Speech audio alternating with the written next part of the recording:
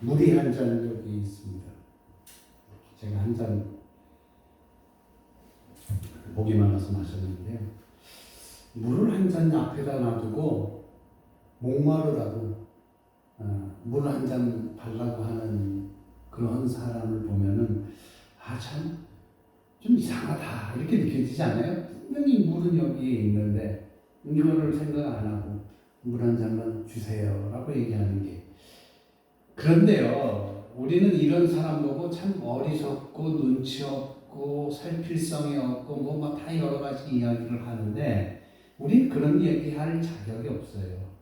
왜냐하면 많은 사람들이 이렇게 어리석은 행동을 하고 어리석은 생각을 하고 어리석은 모습의 삶을 살아가고 있기 때문에 그러는 거예요. 그러니까 자기 앞에 있는 행복을 누릴 줄 모르고 자기 앞에 행복을 놔두고 딴 곳에서 행복을 찾는 사람들이 굉장히 많다라는 거예요. 재밌는 통계가 있어요. 요거 한번 말씀드릴게요. 이게 어디서 어떻게 어떤 상대로 조사했는지는 불분명합니다. 잘 모르겠어요. 어떻게 했는지는 모릅니다. 교인들을 대상으로 해서 조사를 했대요. 교인들을. 근데 결과가 참 재밌어요. 잘 들어보세요. 교인들 한 사람들 몇 명을 했는지 모르지만 한 25%의 교인이 기도를 안 하고 있고, 기도를 안 하고 있다고 합니다. 그리고 35% 교인이 성경을 읽지 않고 있다고 합니다. 그리고 60%의 교인이 신앙관계 서적을, 신앙에 관한 관계된 서적을 읽지 않고 있다고 합니다. 그러니까 그리고 70%의 교인들은 교회 활동을 외면하고 있다라는 게 교회 활동을 안 하고 있다라는 거죠. 그리고 60%의 교인이 85%의 교인이 한 명의 영혼도 전도해 본 적이 없다고 합니다. 그런데 100% 나오는 게 있어요. 100% 나온 건 뭐냐면은 하나같이 구원받고 천국 가고 싶다는 것은 100% 다 동의한다는 거예요. 그러니까 우리 이거 잘 들으셔야 돼요. 제가 그냥 조막조막 나눠서 했는데 우리의 삶을, 우리의 신앙생활의 삶은 뭐 20%에서부터 60%, 85%까지 전부 다 부정적인 면만 있었어요. 그런데 복받고 천국 가겠느냐? 예, 하나님 믿고 복받고 천국 가길 원합니까? 그랬더니 100%다 그렇다고 하는 거예요. 근데 내 삶은 그렇지가 못하다라는 거예요. 그래서 우리가 오늘 말씀을 통해서 우리의 삶의 변화, 그리고 하나님의 말씀에 대한 실천, 제가 늘 말씀드리잖아요. 우리는 하나님의 말씀을 실천해야 된다고 얘기하잖아요. 그게 제자라고 말씀드리잖아요. 그리고 늘 말씀드렸던 게 사탄 마귀는 우리에게 하나님의 말씀을 듣고 이해하라고만 해요. 그냥 이해하면 돼. 그런데 하나님의 말씀은, 하나님의 뜻은 그거 아니에요. 하나님의 말씀을 듣고 그대로 실천해야 된다는 거예요. 이게 하나님과의 관계라는 거죠. 그러니까 믿음 생활하고 있는 자체가 복된 생활인데 그 복된 생활 중에 내가 교회 안에서 해야 될 일들을 많이 안 하고 있는 거예요. 기도도 안 해, 책도 안 읽어, 성경도 안 읽어, 전도도 안 해, 교회 봉사도 안 해. 그런데 그렇게 하는 사람들에게 당신 하나님 믿고 천국 가길 원하십니까? 100% 간다고. 그렇게 대답했다라는 거 아니에요. 좀 생각하면은 좀 부끄러운 수치가 아닌가 이렇게 생각합니다. 그런데도 이런 믿음을 잘 보면은요, 알짜배기 알맹이들을 다 빼놨어요. 알짜배기 알맹이는 빼놓고 교회를 다닌다고 얘기하고 있는 거예요. 참 우스운 이야기예요. 쉽게 얘기해서 뭐라고 얘기하면 우리 이제 점점 겨울에 가까운데 겨울 되면 우리가 늘 먹는 빵이 있죠. 뭐예요? 찐빵이 있잖아요. 그 찐빵 안에 뭐가 들어갔어요? 팥 앙금이 들어갔죠. 팥 앙금이 들어가 있어요.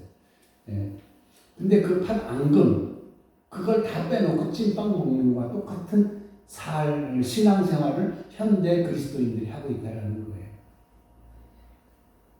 신앙생활의 묘미를 맛볼 수 있는 것들, 신앙생활에 이거구나 이게 이렇구나라는 건 다 빼놓고 그냥 우리가 바라고 있는 건 어떤 나한테 특별한 은사가 있거나 아니면 기도해서 갑자기 복이 뻥튀기로 콱 들어와지는 그런 것만 바라고 있다는 거예요.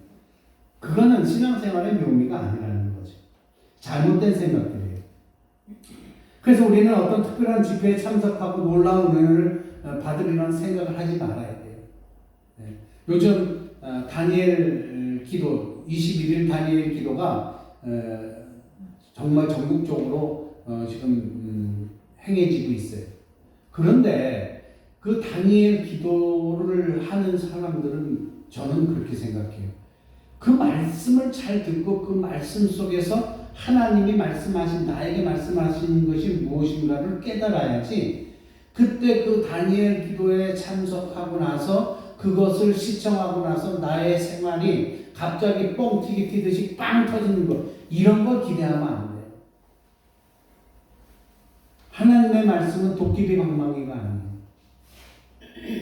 하나님의 말씀으로 인하여 복을 받으려면 하나님과의 먼저 인격적인 관계가 이루어져야 된다는 사실을 우리는 알아야 돼요.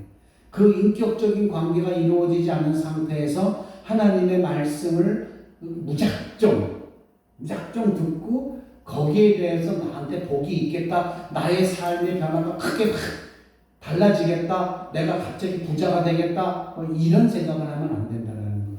그래서 우리가 이 제목대로 하나님을 믿을 때에 우리의 삶의 변화가 일어나야 되고 그리고 하나님의 말씀에 그 사랑에 실천해야 돼요. 오늘 교동문도 사랑에 대한 거 아니었었어요? 그래서 오늘 설교 제목을 저는 이렇게 정했어요. 삶의 변화와 사랑의 실천.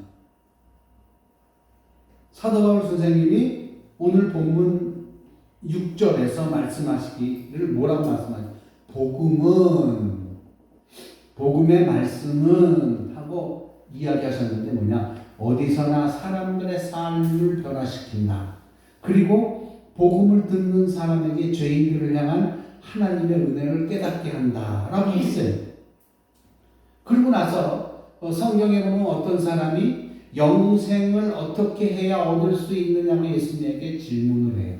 그게 이제 누가복음 10장에 나오는데 누가복음 10장에서 예수님께서 뭐라고 말씀하시냐면 너의 마음과 목숨과 힘과 생각을 다하여 하나님을 사랑하고 그리고 어떻게 했어요? 이웃을 사랑해라. 이렇게 말씀하셨어요.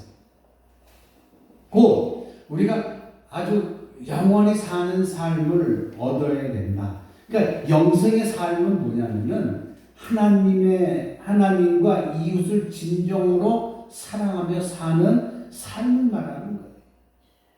그게 영생을 얻는 길이에요. 그러니까 영생의 삶은 복음의 말씀을 듣고서 삶의 변화와 하나님의 은혜를 깨닫고 하나님과 이웃을 진정으로 사랑하며 사는 삶이라고 얘기할 수가 있는 거예요. 그리고 나서 오늘 본문에 가만히 보면은 이런 삶을 사도 바울 선생이 설명을 하면서 한 사람을 소개하는데 그 사람은 누구냐? 에바브라라고 하는 사람을 소개하고 있어요. 그래서 1장 7절 오늘 본문의 7절에 보면 에바브라는 어떤 사람이냐? 사람들에게 복음을 전하는 사람이다. 그리고 그 사람들을 위해 그리스도의 일꾼으로 열심히 애쓰는 사람이다. 뿐만 아니라 에바브라를 비롯한 골로새 교인들이 성령께 받은 사랑을 다른 사람들께 베풀면서 살아가고 있다. 그러니까 에바브라라고 하는 인물과 골로새 교회의 교인들을 향하여 이렇게 칭찬을 하고 있는 모습을 우리는 봤어요. 그러니까 에바브라를 비롯하여 골로새 교인들은 복음을 통해서 삶의 변화를 일으킨 사람들이에요. 그리고 복음에서 깨달은 바를 실제로 자기들이 삶의 현장에서 실천하면서 살아가는 그러한 교회와 지도자 에바브라였던 거예요. 바울은 에바브라와 골로새 교인들이 그처럼 말씀 안에서 서로 사랑하고 살아가는 모습에 하나님께 감사하다라고 1장 3절에서 이야기하고 계시거든요. 그러면서 바울은 그들을 위해서 다음과 같이 내가 기도하겠다. 1절 3절에서 감사하다. 그래서 나는 이 다음에 이렇게 기도하겠다. 누구를? 에바브라와 고로새 교인들을 위해서.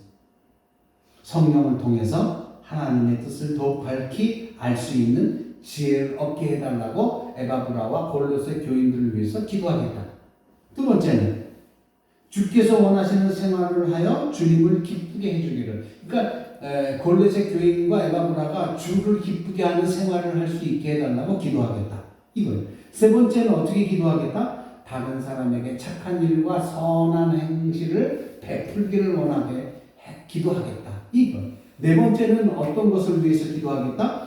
하나님의 능력으로 더욱 전진하여 기쁨이 충만한 생활이 되기를 기도하겠다.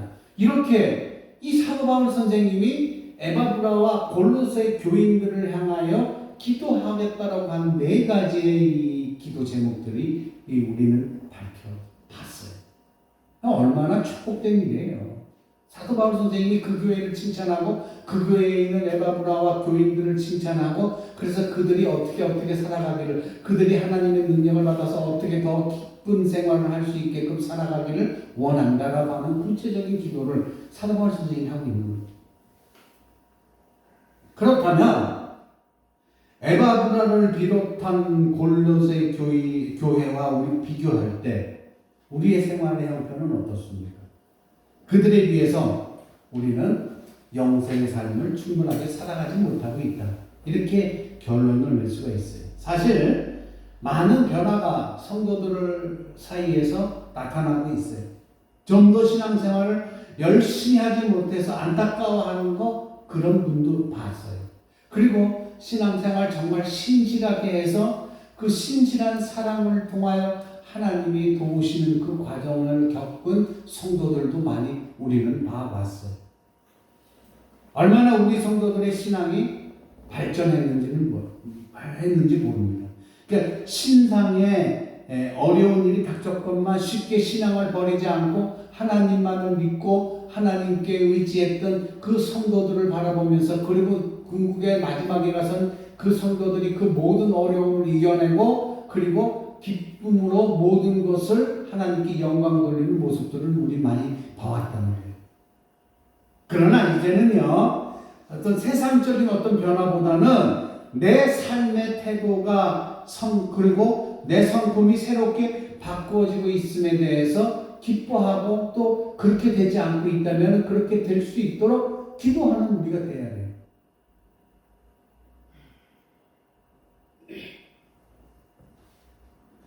예전에 헌금을 해도 그냥 내 형편을 생각하면서 내 형편이 이러니까 이렇게 할 수밖에 없어 라고 헌금을 하던 분이 조금 전에 있던 이러한 세상적인 일보다는 하나님의 일을 열심히 해서 그러다 보니까 기쁨이 넘친 거예요. 감사가 넘친 거예요. 그러니까 자기 형편보다도 조금 더 할 수 있는 능력들이 생기는 거예요.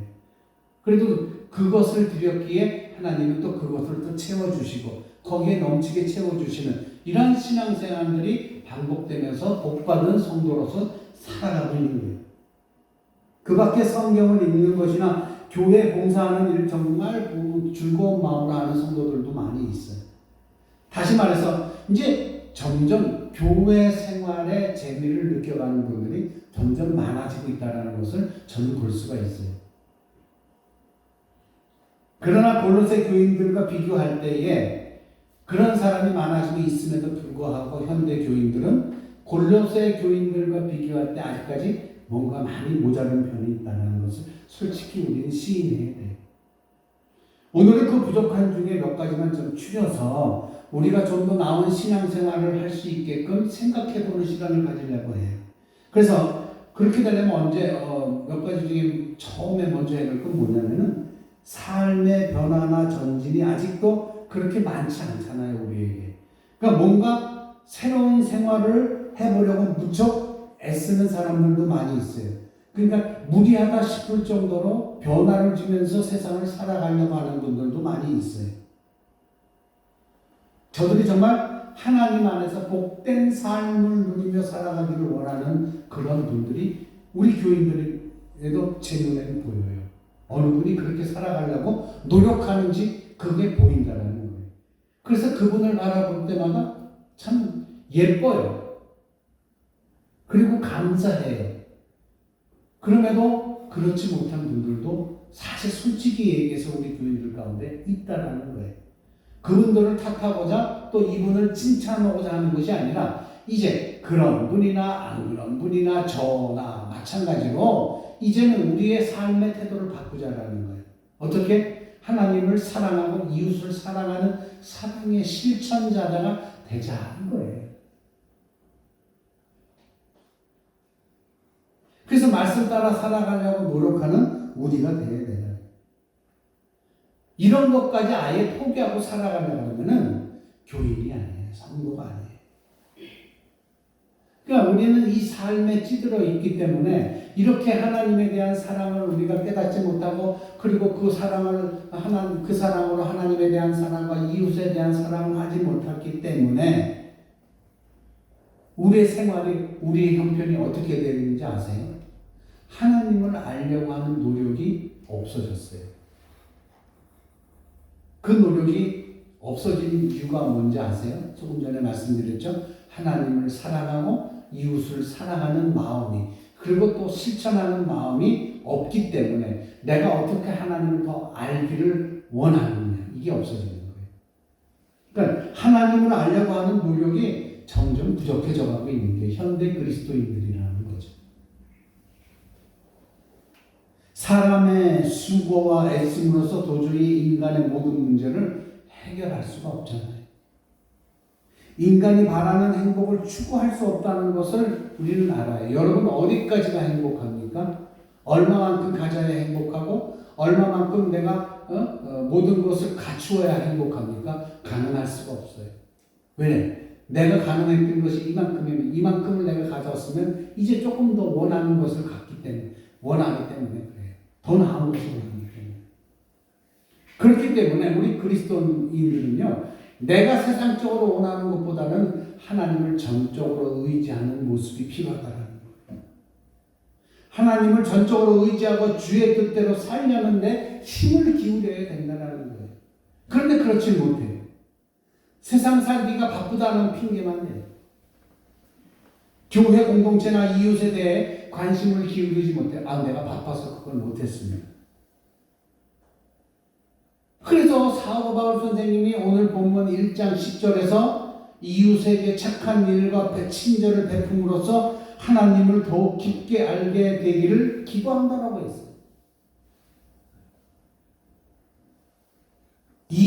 이론이나 성경 말씀 안에서 하나님을 온전히 알기란 이거는 불가능한 일이에요.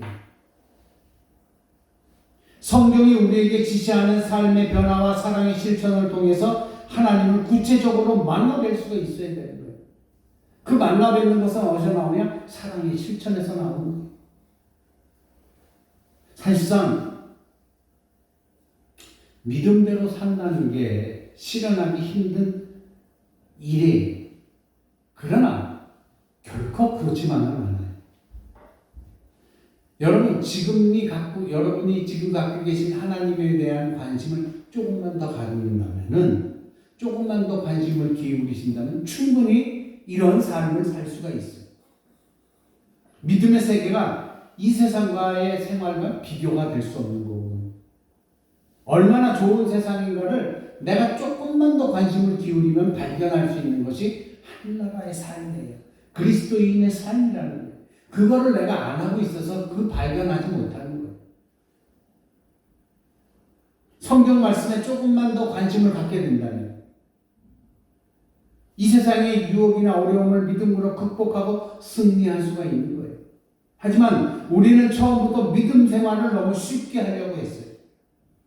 지금 우리가 사는 세상보다 훨씬 더 좋은 세상에 가려면 현재 이 세상에서 힘쓰고 있는 것보다 몇 곱절 더 노력해야 되는 거 당연한 거 아니에요? 내가 조금 더 잘 살려고 그러면 그만큼 내가 더 힘들게 일하고 힘들게 세상 속에서 모든 걸 해야 되지 않아요? 당연한 거예요. 그러나 우리는 그렇게 하지 못해요. 우리의 신앙이 그걸 따라가지 못한다는 거예요. 세상에 살기에 급급할 뿐이지 우리의 신앙을 조금 더 성장시키려고 하는 일에 대해서는 너무나도 부족하다는 거예요. 그래서 아예 이 신앙 자체를요, 이 세상살이에 도움이 되기 위하여 갖는 사람들도 많아요. 신앙 자체를 그 귀중한 걸 깨닫지 못하고 교회를 다니는 사람들이 많아요. 그래서 이 세상에 대해서 기울이는 노력보다 믿음 생활에 대해 기울이는 노력이 덜해요. 세상에 얼마나 열심히 살아가고 있어요. 그렇죠, 여러분? 새벽부터 일어나서 저녁 늦게까지 일하시잖아요. 믿음 생활은 어떠세요? 하루에 정말로 기도 얼마나 하세요? 믿음 생활 얼마나 잘하고 계십니까?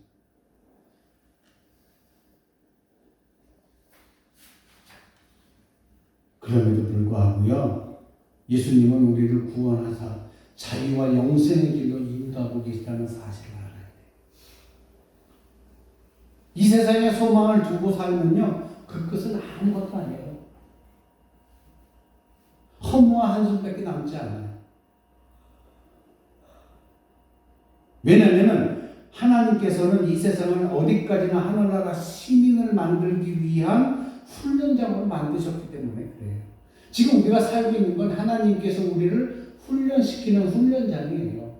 왜? 하늘나라 백성으로서 살아가기 위해서 우리를 훈련시키고 있다는 거예요. 할렐루야. 이걸 알으셔야 돼요.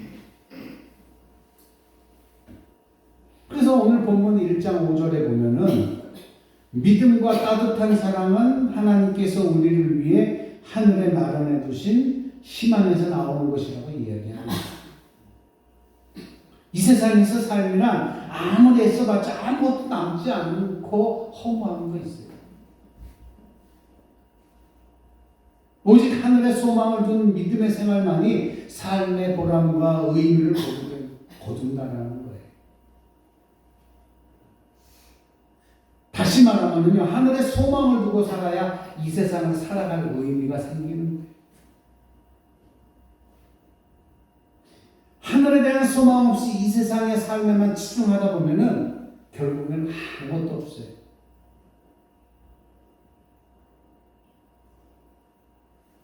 하나님께서는 우리로 하여금 이 세상의 이 어두운 곳에서 벗어나서 영혼을 바라볼 수 있도록 당신의 사랑하는 독생자 외아들 예수 그리스도를 이 땅에 보내셔서 우리가 죄악으로부터 구원받고 그리고 우리에게 귀한 선물을 주셨잖아요.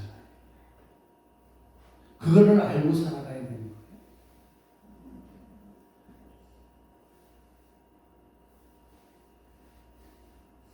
지금까지 우리는요, 우리 자신이 원치 않는 삶을 억지로 살 수밖에 없었어요. 왜냐하면 죄의 노예가 되어 있었기 때문에 그래요. 죄가 시키는 대로 살아야만 했기 때문에 그래요. 그러나 이제는 그런 핑계를 댈 수가 없어요.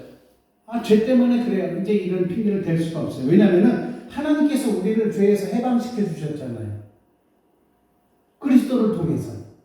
만약 죄에 다시 빠지게 된다면 전적으로 그건 우리 책임이에요. 이제.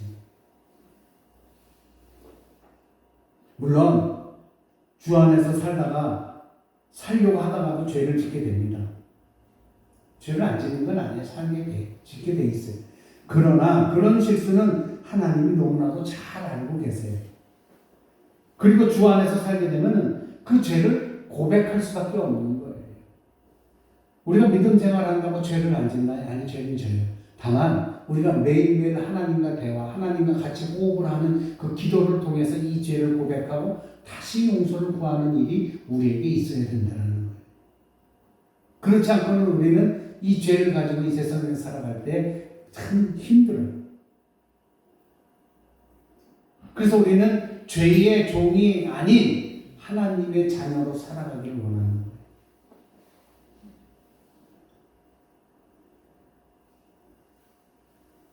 빛의 나라에 속한 자에게 주시는 모든 훌륭한 것들을 받을 수 있는 자격을 우리는 받아야 돼요. 그 말씀이 오늘 본문 12절에 나와 있어요. 모든 훌륭한 것이란 이 세상에 가지고 있는 것을 다 설명할 수가 없어요. 그러나 지금 우리가 알 수 있는 것이 있다면 그건 뭐냐면은 사랑과 믿음의 생활이에요. 세상 욕심을 가진 자는 이런 삶을 살 수가 없어요. 그리고 오늘 본문 13절에서 우리가 그렇게 하나님의 뜻대로 살아가면 어떻게 된다고요? 죄를 용서해 주신다고 했어요. 죄를 용서해 주신다. 이게 제일 중요한 말이에요. 우리로 하여금 자꾸 걸려 넘어지게 만드는 것이 뭐냐면 죄예요. 죄. 그러나 이 세상 욕심이 아닌 하늘의 뜻을 두고 사는 자에게는 죄가 큰 문제가 안 됩니다. 주께서 우리 대신 그 죄를 짊어지셨기 때문에 그래요. 그래서 확실하게 주께서 그 문제를 우리에게 해결해 주신 것을 우리는 믿어야 됩니다. 세 번째는 오늘 본문 11절에 뭐라고 말씀하시냐면 하나님은 또한 우리의 삶의 변화와 사랑의 실천을 위하여 우리가 애쓰게 되면은 우리 안에 하나님의 능력을 채워주신다고 했어요. 우리 안에 하나님의 능력을 채워주신다. 어떤 어려움이 닥치더라도 계속 전진할 수 있도록 우리 자신 어디에다 마음을 두었느냐 이거예요. 그러니까 하나님의 우리를 도우신 하나님이 우리 마음속에 늘 계시다는 거예요. 이렇게 말씀하고 있는데 이제는 무슨 핑계를 대? 죄 때문이라는 핑계를 댈 수가 없는 거예요. 그래서 문제는 뭐냐면은 우리 자신이 어디에다 마음을 두고 있느냐가 제일 중요한 거예요. 여러분 우리는요 신앙생활을 하면서 하나님 나라가 얼마나 아름다운 나라인지 어렴풋이는 알고 있어요. 그리고 우리 모두가 그 하늘나라에 가고 싶어 해요. 아까도 말씀드렸지만 교회 생활 믿음 생활 헌금 생활 다 퍼센테이지가 안 하고 있다가 굉장히 많이 나오지만 그래도 하나님 믿고 천국 가겠다고 하는 사람이 100% 나왔다는 거 보면 알잖아요. 우리는 그래서 하늘나라가 얼마나 행복한 나라이고 좋은 나라이고 즐거운 나라이고 얼마나 복이 넘치는 나라인지 어렴풋이 다 알고 있다는 거예요. 그래서 거기 가고 싶어 하는 거예요. 돈으로도 못 가요 하나님 나라, 힘으로도 못 가요 하나님 나라, 거듭나면 가는 나라 하나님 나라. 여기 우리 꼬마들이 교회 학교 어린이들이 부르는 거예요. 돈으로도 못 가고 힘으로도 못 가요. 그러나 뭐로 가요? 거듭나면 가는 나라가 어느 나라에? 하나님 나라에. 할렐루야. 그 하나님 나라를 소유하신 여러분 되시길 주의 이름으로 축원합니다. 사랑하는 성도 여러분, 돈과 힘, 아니면 벼슬, 아니면 지식, 이런 걸로 하나님 나라를 갈 수 있으리라 생각하지 않습니다. 그럼에도 불구하고 우리의 믿음이 아닌 돈을 모으고 지식을 쌓는 일에 우리는 열중하고 있어요. 세상 사람들이야 하늘나라를 모르고 하늘에 대한 소망이 없으니까 그렇게 돈 모으고 그렇게 지식을 쌓는데 그렇다 하더라도 믿는다고 하는 우리가 그랬어야 되겠느냐 이거예요. 만약 이 세상에는 소망이 없고 하늘나라에만 참된 행복이 있다라고 굳게 믿고 있는 사람이 있다면 어떻게 해야 됩니까? 하나님의 뜻을 알고 실천하는 일에 더욱 힘써야 돼요. 누가? 우리가. 그래서 지금부터 우리는 영생의 삶을 살아야 돼요. 그 영생의 삶은 어떻게 산다? 하나님을 믿음으로 말미암아 우리 삶의 변화와 하나님을 사랑하는 것 같이 내 이웃을 사랑하는 실천, 이게 있어야 돼요. 이게 영생을 사는 삶이에요. 아까도 말씀드렸잖아요. 어느 물리학자가 어떻게 해야 영생을 얻을 수 있습니까? 그때 예수님이 직접 답하지 않고 그 율법학자에게 뭐라고 물으시냐면은 모세의 율법에는 그러면은 영생이 뭐라고 되어 있더냐라고 물어봐요. 그럴 때 율법학자가 이렇게 대답해요.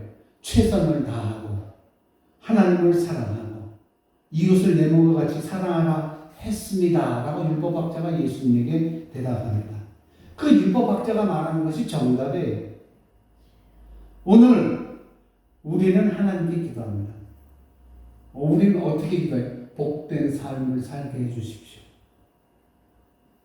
그러면 주님이 우리에게 이렇게 물으실 거예요. 그러면 얘야, 성경에는 어떻게 살면 복되다 했느냐? 이렇게 물으실 수가 있는 거예요. 그러니까 이 상황이 율법학자가 주님에게 영생을 어떻게 하면 살 수 있겠습니까? 얻을 수 있겠습니까? 질문했을 때 예수님이 모세의 율법에는 어떻게 되어 있느냐? 라고 물으신 것과 같이 우리가 이 현대를 살면서 주님, 내가 복된 삶을 살게 해주세요 라고 질문을 한다면 주님은 지금 나에게 그런 질문을 한 나에게 그러면 성경에는 복된 삶이 어떻게 사는 것이라고 되어 있느냐 라고 질문하실 거라. 어떻게 대답하시겠어요?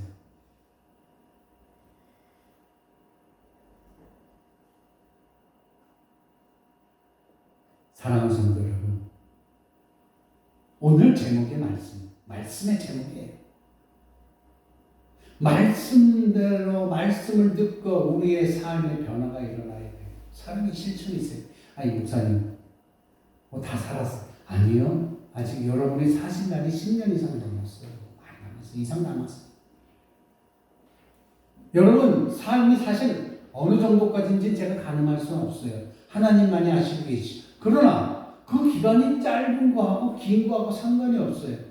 여러분에게 주어진 그 삶을 하나님의 말씀을 듣고 하나님의 말씀대로 살다가 여러분의 삶이 변화하고 그리고 여러분 하나님을 사랑하고 이웃을 사랑하는 이 실천이 있어야 되는 거예요. 그것이 내 삶의 생명이 얼마나 남았느냐, 짧게 남았느냐, 길게 남았느냐하고 상관이 없어요. 지금부터 실천하시길 주의 이름으로 축복합니다. 그래서 우리는 이 세상 속에 살면서 우리의 신앙이 어떻게 살아가야 되느냐, 내 신앙생활이 어떻게 변화가 되어야 되느냐, 내가 어떻게 하나님을 믿고 살고 내가 어떻게 우리 교회를 섬겨야 되느냐, 여러 가지 질문들이 우리에게 있을 수 있어요. 그러나 다 잊어버리세요. 그냥 이것만 생각하세요. 하나님의 말씀대로 살자. 따라해 봅시다. 하나님의 말씀대로 살자. 하나님의 말씀대로 살자. 예. 하나님의 말씀대로 살게 되면요, 분명하게 여러분의 삶의 변화가 일어나요. 할렐루야. 그리고 하나님께서 우리에게 하신 말씀, 하나님을 사랑하고 내 이웃을 내 몸과 같이 사랑하라. 한뜻과 같이 내가 하나님을 사랑하고 내 주변에 있는 이웃을 사랑하는 실천이 생길 줄 믿습니다. 그래서 오늘 이 자리에 참여한 여러분들은 결코 정말 그냥 말만 그리스도인이 아니라 복받는 그리스도인들, 다 개개인이 복의 주인공이 되시기를 간절히 바랍니다.